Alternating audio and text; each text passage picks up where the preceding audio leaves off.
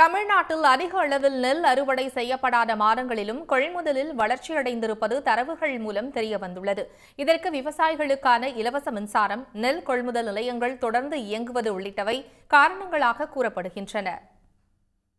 குறுவை, சம்பா பயிர்கள் அறுவடை செய்யப்படும் செப்டம்பர் முதல் மார்ச் வரையிலான மாதங்கள் அதிக அறுவடை காலம் என்றும், ஏப்ரல் முதல் ஆகஸ்ட் வரையிலான மற்ற மாதங்கள் குறைந்த அறுவடை காலம் எனவும் வரையறுக்கப்பட்டுள்ளன.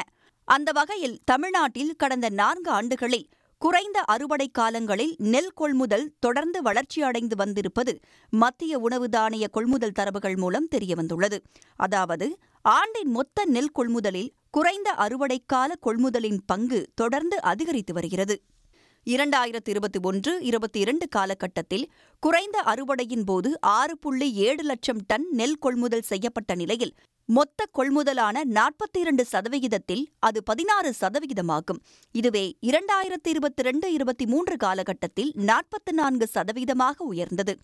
அதைத் தொடர்ந்து 2023-24 குறைந்த அறுவடைக்கால கொள்முதல் பங்கு 37% குறைந்த நிலையில் 2024-25 காலகட்டத்தில் 41% அதிகரித்துள்ளது. திருவாரூர், நாகை, மயிலாடுதுறை ஆகிய 3 மாவட்டங்களிலிருந்து மட்டும் குறைந்த அறுவடை காலத்தில் 30% நெல் கொள்முதல் செய்யப்பட்டுள்ளது. அதேபோல் டெல்டா அல்லாத காஞ்சிபுரம், செங்கல்பட்டு, திருவள்ளூர், திருவண்ணாமலை ஆகிய 4 மாவட்டங்களிலிருந்து சுமார் 24% நெல் கொள்முதல் செய்யப்பட்டுள்ளது. இதற்கு விவசாயிகளுக்கு இலவச மின்சாரம் தொடர்ந்து விநியோகிப்பது, விவசாய தொழிலாளர்கள் போதிய அளவு கிடைப்பது, தமிழ்நாடு முழுவதும் வருடந்தோறும் நெல் கொள்முதல் நிலையங்கள் இயங்குவது முக்கிய காரணங்களாக பார்க்கப்படுகின்றன.